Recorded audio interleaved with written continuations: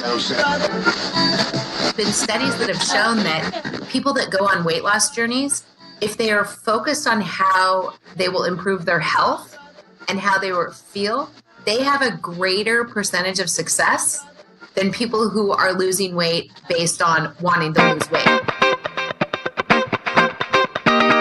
Welcome to the What Up Doc University podcast, your number one resource for total body wellness. Here's your host, Dr. Mike. Hey everybody, we got a great guest today, Christie Miller, the Healthy Living Architect. She's a best-selling author, motivational speaker, and weight loss expert, and we all love the weight loss, right? So Christie lives right here, native to Southern California. She loves life to its fullest. She never met a challenge she didn't enjoy and uses positive attitude that being happy is more important than being perfect. I love that. And she does this to help entrepreneurs lose weight and live healthy while building their businesses. And that's always a tough one for a lot of entrepreneurs. Here's some interesting things, guys. I love this part. She says, Christie is unlike any other health coach you'll ever meet because she has successful careers as a financial analyst, corporate attorney, interior designer, and LA County Sheriff before discovering her true passion, motivating and coaching people to make meaningful changes in their lives. Christie Miller's Eat, Train, Win develops a foolproof blueprint based on three tenets. Eating healthy, training daily, and winning happiness. Christie walks the walk, talks the talk, and backs it all up with an exceptional knowledge base. She's a certified fitness nutrition specialist, personal trainer, and life coach. She earned her Bachelor of Science in Business Administration and her Juris Doctorate, both from USC. Go Trojans, fight on. Today she's going to talk to us about what we are going through in the new year, and we're going to talk about some tips about keeping your New Year's resolutions and all the stuff that surrounds that. But before we begin, welcome Christie to the show. Welcome. How you doing today? Hey, I'm very well. Fight on, fellow Trojan lover. And thanks for having me. I'm super excited to be here. Awesome. You know, it's funny because my brother-in-law is a graduate of USC. He's a dentist, went to USC Dental. All of his family went to USC Dental. And one of my patients used to be one of the former coaches of UCLA. So we go back and forth on that and all this stuff. So we have some fun times with the whole UCLA-USC rivalry. Absolutely. My father was a UCLA graduate. Oh, no. My mother-in-law is a UCLA graduate. And my husband went to UCLA for 1 quarter and then realized he made a mistake and transferred over to USC. He made a mistake. Love that. I love that. So bring me up to speed on I'm very interested on this beginning part of okay, look, you have all these accolades here of financial analyst, corporate attorney, LA County Sheriff. How did you make that transition over to the whole health aspect? Isn't it just obvious? Isn't that a normal, natural progression Right. Into a healthy living architect? Exactly. Come on. Well, what happened, really the impetus for change in my own life was when I was a corporate attorney. I was the lead attorney for a publicly traded company, and we were closing an $8.6 billion deal. And I had to look up how many commas were in billion, when you put out the numbers, because I had no idea. Uh-huh. And the day before it closed, my dad died. Oh, no. Yeah. And, what should have been like a super exciting part of my life, being the lead attorney on a deal that big, flying on private jets, really became my wake-up call because my dad was a workaholic. He was totally unhealthy. He didn't really have much fun. All he did was work. And I had turned into my father's daughter.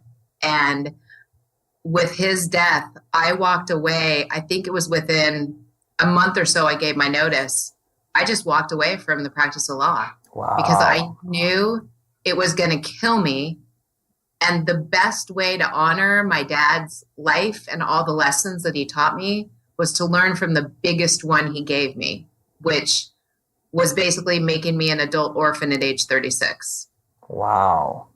Yeah, it was tough. It was tough. So after that happened, how did you make that transition from going in from law and then all of a sudden, becoming a health coach and looking at all the aspects of health? Take us through that. Yeah, I'll give you the brief version. Yeah. I quit law to focus on my health and happiness. So your own health, right? My own health and happiness, because I was heavier. I was eating, my daily diet consisted of French fries, Diet Coke, and peanut M&Ms. Like that is what I ate on a daily basis. I kid you not. Wow. I used to joke that my car had a manufacturer's defect because it could not pass a fast food restaurant without stopping in for French fries.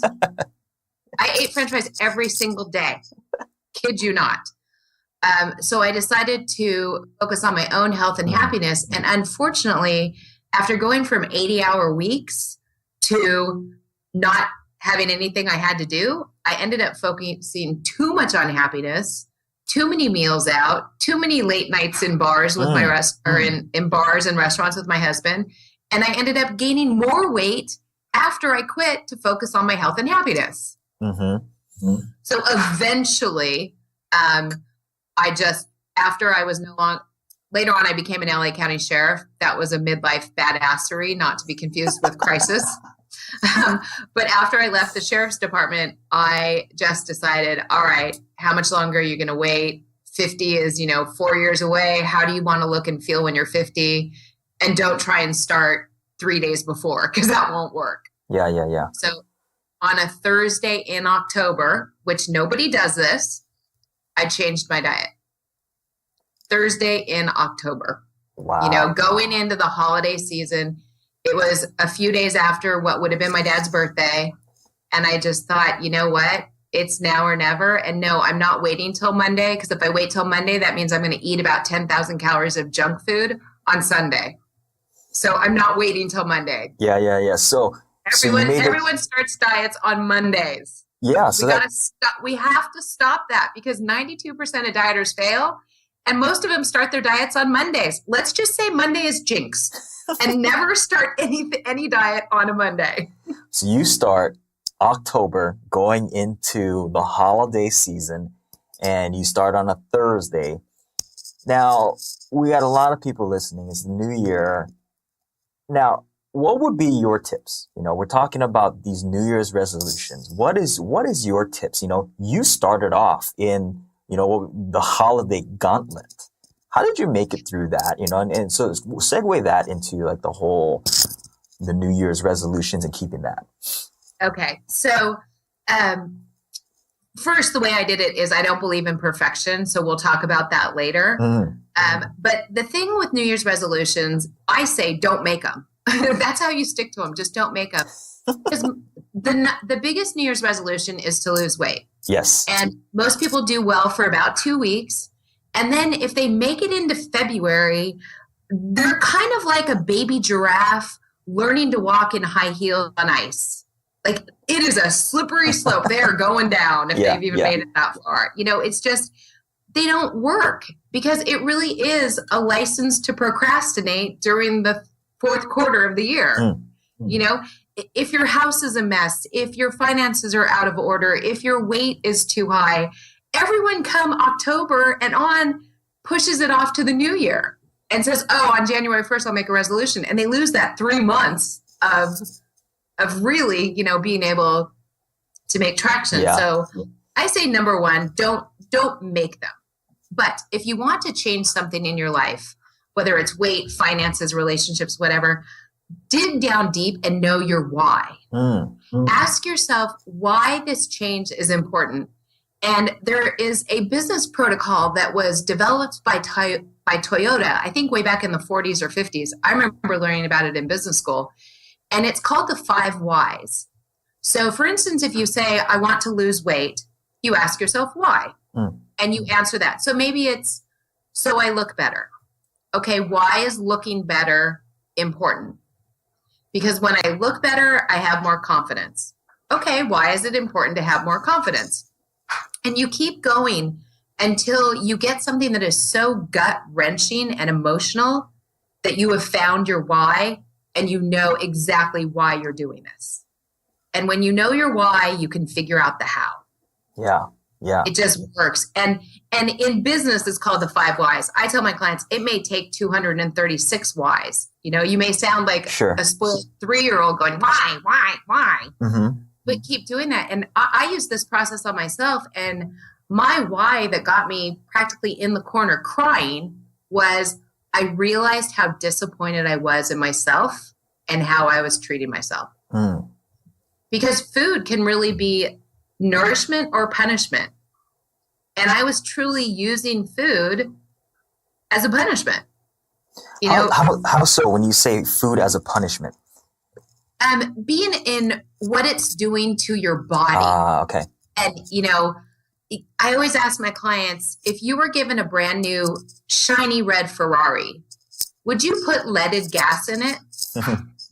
There isn't a single person that would say yes, right? Or would you put diesel gas in it? No.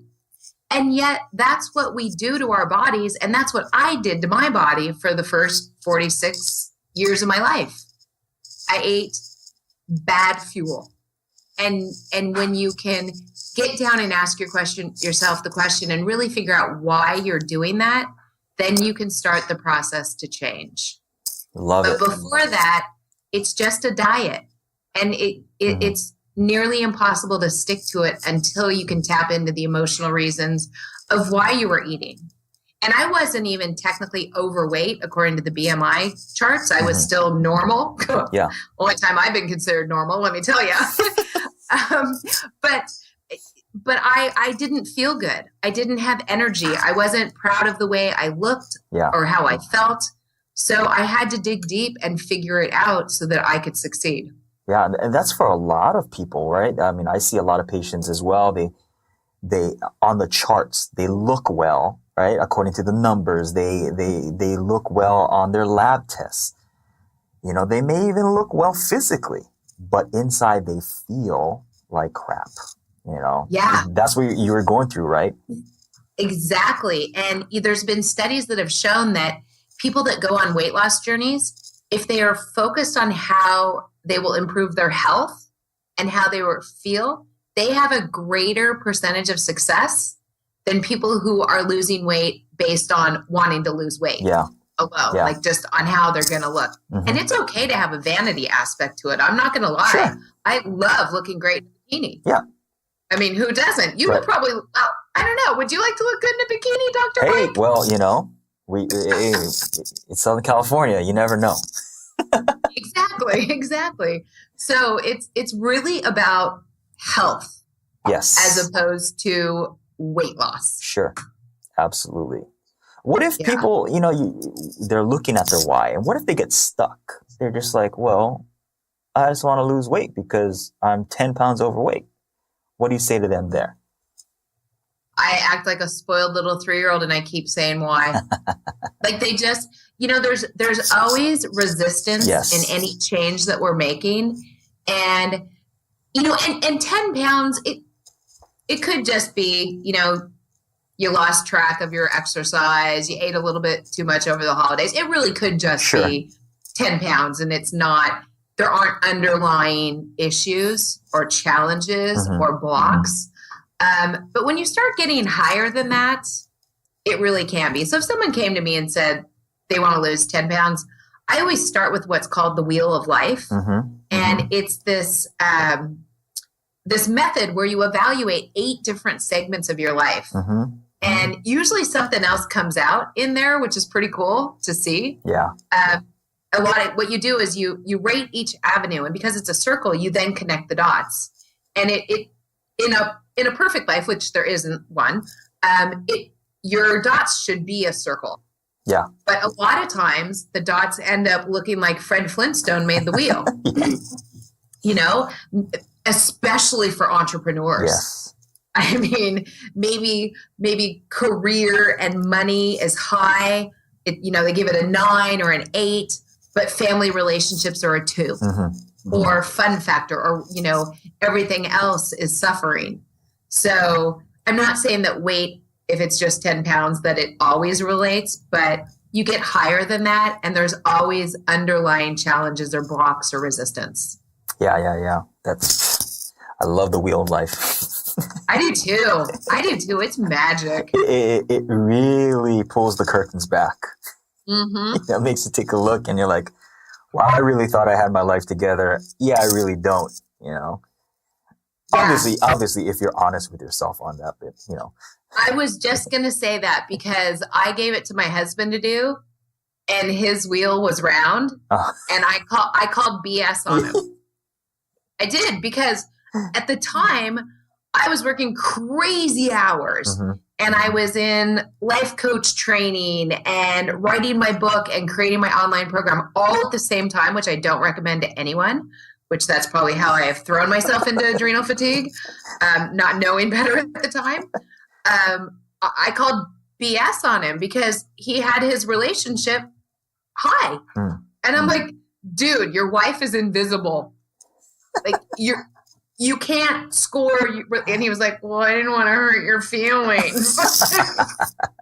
I'm like, dude, I know that I suck as a wife right now. Like, you're not going to tell me anything that I don't already know. Yeah.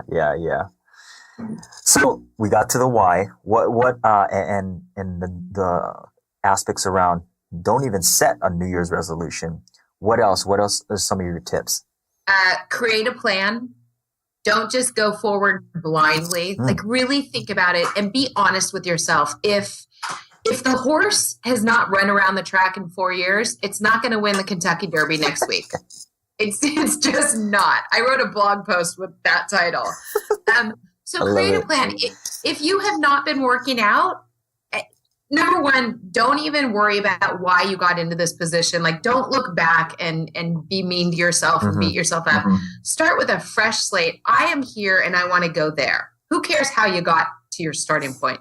You're just here. That's a fact. Yeah. Put all your energy into healing and going forward as opposed to beating yourself up for why you gained all the weight. Because that doesn't matter right now. It'll matter later, but it doesn't really matter in the beginning. And then be honest with yourself. Don't say you're going to work out 6 days a week for an hour a day if you haven't been working out at all. I'm all about collecting the 1% wins. Yeah. So for somebody like that, depending on how much weight they have to lose and how sedentary they have been, I might say, can you walk for 20 minutes 3 times this week? And almost make the goal so laughable and so easy for them that they beat it. Yeah. But it's a fine line because there's a set of twins, and they're evil twins, you've probably heard of them, that are guaranteed to knock every single person off of any goal they set. And I don't know if you know them by name, but they are Miss All or Nothing and her evil sister, Miss Perfectionism. Right. And All or Nothing always leads to nothing.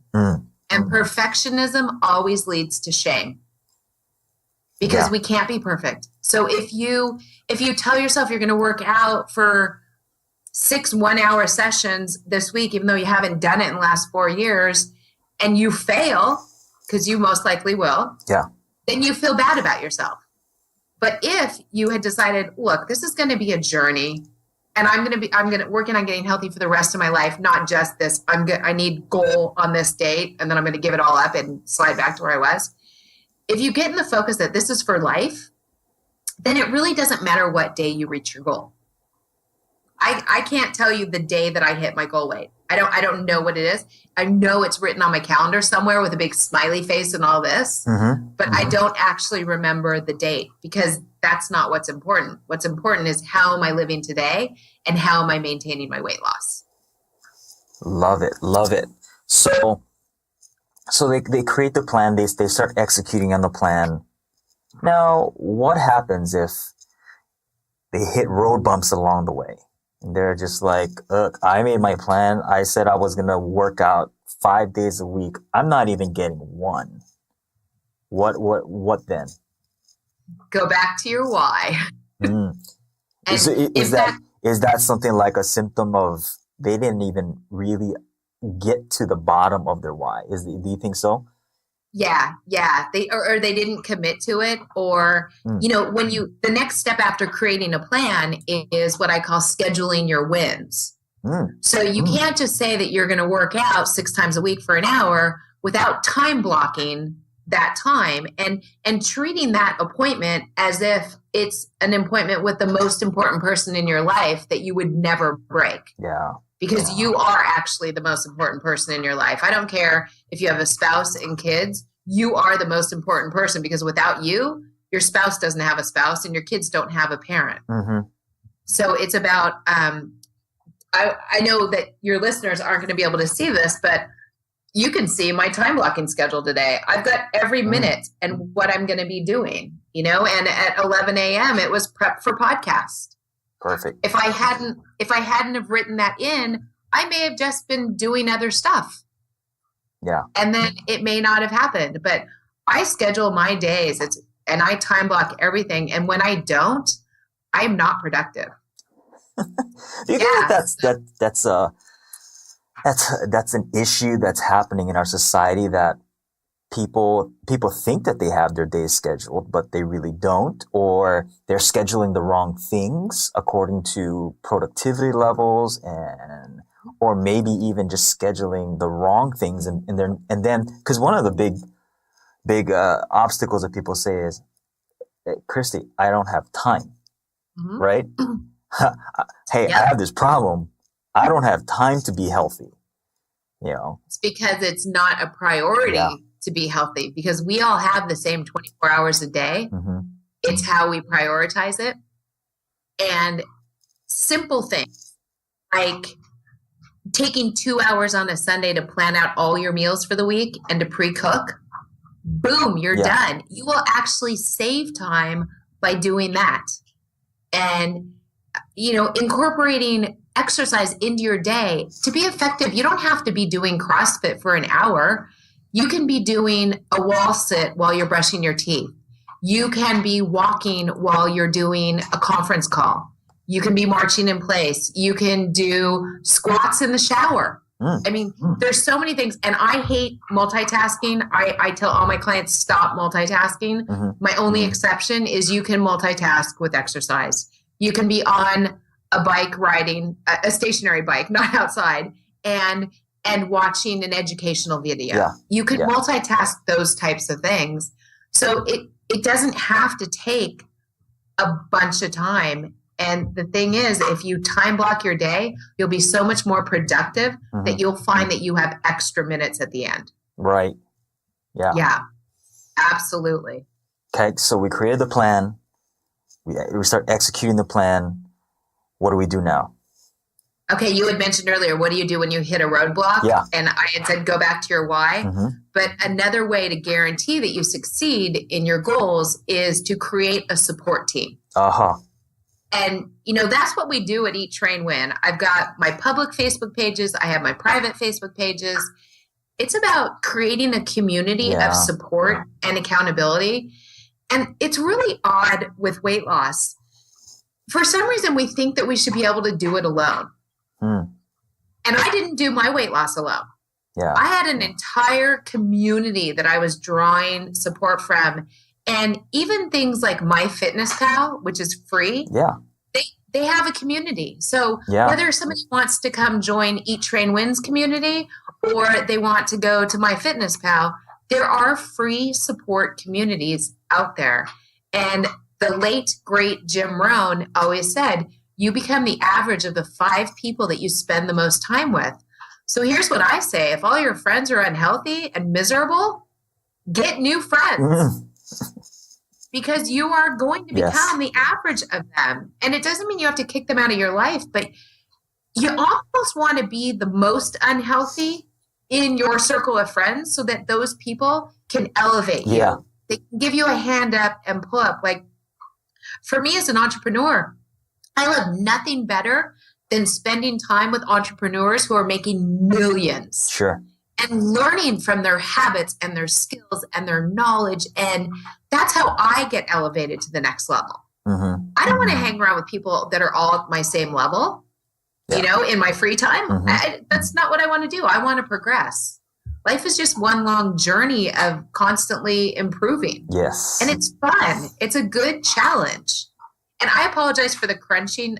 My puppy is back there with her chew stick. We love puppies.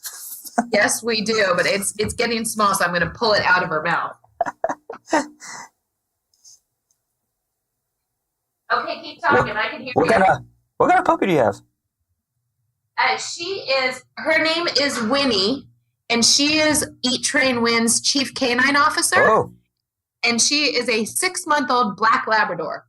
Oh my gosh. Yeah, she's absolutely delicious. She's usually asleep this time of day, which is why I picked this time, because she doesn't go to doggy daycare on Fridays, but she is awake in her crate. Love it. Yeah. So let's talk a little bit about, you talked about the support community.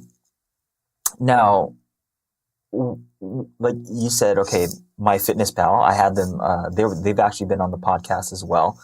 Excellent. Yeah, I didn't know that. I'm happy I mentioned them. Yeah, so they were on like I think one of the beginning episodes that we did. They jumped on. That's what we use in our practice. I tell all my patients, jump on MyFitnessPal. That thing has like because it has all the stuff on there already. You just type in the thing and the food's already in there, and you can keep track of your goals. I recommend it to all my clients for when they're logging their food. Mm-hmm. And I actually have the paid version, so I use it. Yeah. I think it's amazing. Yeah, very cool. And then let's talk a little bit about Eat, Train, Win. How did you start that? And tell us a little bit more about that. Yeah, I started it initially after I lost my 28 pounds in my late 40s. I was filled with this new level of confidence and pride, which is kind of funny to say because obviously I'd always been confident. You know, the things that I had done in my life, you don't do those without being confident and being outgoing. But there was this whole nother level of, I don't want to say it because it's truly not. So it's not like a level of superiority, but it's this level of feeling like you did something that most people don't take the time and put the effort in to do, which is really changing your life on a daily basis. And it, because it's hard. Weight loss is hard. I'm never going to say that it's easy. It is hard, but there's ways to make it easier. So when I got through that, I had such a passion for helping primarily other women, although I do have some male clients. And by the way, males are much easier. Which is why I have so many women clients, because I love helping the women. Yeah. But men are easier when it comes to weight loss, at least the clients that I have had. So I decided to because I've always been athletic, I decided to get certified in personal training. And when I finished that, I thought, okay, it's not about the exercise, because I was 28 pounds heavier when I was a sheriff and when I went, and I had a trainer and I was in great, athletic shape. Yeah. Not the way I looked, but athletically I could do it. I was the top physical recruit in the Sheriff's Academy, which doesn't tell you much about how bad those recruits are, but that's a whole other story. And then after that, I thought, no, it's really about the nutrition. So then I pursued my certification in fitness nutrition, and I got done with that. And then that was when the light bulb moment went off, which was basically, we all know the general tenets of how we should eat. We know we should eat better, and we know we should move our bodies more, but we don't do it. Really what I need to learn is the psychology of why we don't do it. And that's when I went into a really intense coaching program to learn how to help motivate people and encourage them and coddle them, hug them, kick them in the butt when they need it, or be full on drill sergeant when that's what's required. And then that's how Eat, Train, Win came to life. It's like a 3-legged stool. And if you're missing either the mindset or the nutrition or the movement, the stool is going to fall over. It's only a matter of time. I mean, there's a lot of people in LA, Dr. Blake. There are a lot of really great women in LA who are eating right and who are exercising, and they are miserable. Yes. Holy cow. And vice versa. There's a lot of people that are overweight that aren't eating well, but they appear to be very happy. Mm-hmm. But something's going to happen. Something's going to give, whether it's the size 0 blonde, possibly with a good surgeon in LA, or it's the overweight happy person. Something's going to give. Yes. It's their weight or their mind. It's going to go if they don't get the whole 3-legged stool. Love it. I love it. So where can people find you? Where are you online? Tell us a little bit about that. Yeah, I am. For those of your followers who are Periscope viewers, Yay! I do morning motivation every morning on Periscope at 7:45 a.m. Pacific. And you can find me at Eat, Train, Win. That's my handle on Periscope, Twitter, Instagram, Pinterest, all of those. It's Eat, Train, Win. But where I'm most active is on my Facebook page, which is Christie Miller's Eat, Train, Win. And then, of course, my website is eattrainwin.com. Perfect. And I love giving away freebies. So for any of your listeners that would like a 30-minute complimentary, no strings attached coaching session, all they have to do is send an email to info@eattrainwin.com. Make sure that they tell me that they heard about Eat, Train, Win from your podcast. Because I don't make this offer to everyone. And then I'll give them a 30-minute jumpstart coaching session. Perfect. We'll put all of this on the show notes for your contact information and that amazing offer. 30 minutes. Holy cow, that's generous. I am just so grateful for all the mentors that I've had in my life that it feels good. It really just feels good. Well, awesome. I forgot to say how I came across Christie, guys. So I was on Periscope, as most of you guys know, and then I think it was Kim Garst. And then she said, "You got to watch Christie." And so I was like, all right, this was like back when like everybody was kind of just starting in Periscope, and Christie came up and you were doing. It was the one that you had all the PowerPoint stuff, and you had the PowerPoint behind you. 10 reasons to drink more water. Yeah. And I was like, whoa, this is kind of cool. Because I think you were the first ones that I saw doing stuff on Periscope like that, rather than just people talking about random things going on in their life, like my life sucks or whatever. I'm like, hey, look, there's somebody that's actually talking that's knowledgeable at something. So. It took us hours upon hours to figure out how to get that set up, and numerous emails to Kim Garst and her team of like, how do you make it work? How does it? Yeah, it was a nightmare, but I was so stubborn that I was going to figure it out. It came out well, though. It came out very well. Thank you. I love it. Well, thank you for being on the show. And like I said, all the your contact information and what all the stuff that you talked about will be on the show notes, and especially the 30-minute offer that you guys should definitely take her up on. So with that said, we thank you again, Christie, for spending your precious time with us on the podcast today. You're welcome. Thanks for having me. This was a blast.